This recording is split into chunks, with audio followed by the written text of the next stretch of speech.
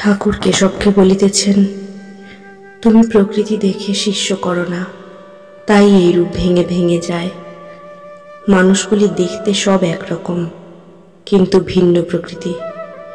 কারো ভেতর সত্ত্বগুণ বেশি, আবার কারো ভেতর রজগুণ বেশি, কারো তমগুণ। পুলিগুলি দেখতে সব একরকম, কিন্তু কারো ভেতর ক্ষীরের পোর, কারো ভেতর নারকেলের ছাই, কারো ভেতর কলাইয়ের পোর। আমার কি ভাব জানো? আমি খাই দাই থাকি, আর সব মা জানে।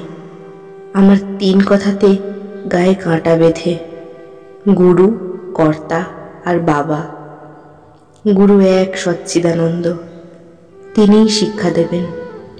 আমার সন্তান ভাব, মানুষ গুরু মেলে লাখ লাখ, সকলেই গুরু হতে চায়, শিষ্য কে হতে চায়? লোক শিক্ষা দেওয়া বড় কঠিন। যদি তিনি সাক্ষাৎকার হন আর আদেশ দেন তাহলে হতে পারে। নারদ সুখদেবাদির আদেশ হয়েছিল, শঙ্করের আদেশ হয়েছিল। আদেশ না হলে কে তোমার কথা শুনবে? কলকাতার হুজুগ তো জানো, যতক্ষণ কাঠে জাল, দুধ ফুস করে ফোলে, কাঠ টেনে নিলে কোথাও কিছু নাই।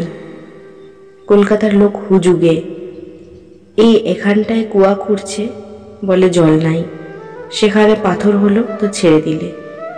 আবার এক জায়গায় খুঁড়তে আরম্ভ করলে, সেখানে বালি মিলে গেল, ছেড়ে দিলে। আর এক জায়গায় খুঁড়তে আরম্ভ হলো, এই রকম। আবার মনে মনে আদেশ হলে হয় না। তিনি সত্য সত্যই সাক্ষাৎকার হন আর কথা কন, তখন আদেশ হতে পারে। সে কথার জোর কত, পর্বত টলে যায়। শুধু লেকচার, দিন কতক লোক শুনবে, তারপর ভুলে যাবে। কথা অনুসারে সে কাজ করবে না। ও দেশে হালদার পুকুর বলে একটা পুকুর আছে, পাড়ে রোজ সকালবেলা বাহ্যে করে রাখত। যারা সকালবেলা আসে খুব গালাগাল দেয়, আবার তার পরের দিন সেই রূপ। বাহ্যে আর থামে না। লোকে কোম্পানিকে জানালে, তারা একটা চাপরাশি পাঠিয়ে দিলে, সে যখন একটা কাগজ মেরে দিলে, বাহ্যে করিও না, তখন সব বন্ধ। লোক শিক্ষা দেবে, তার চাপরাশ চাই, না হলে হাসির কথা হয়ে পড়ে। আপনারই হয় না, আবার অন্য লোক।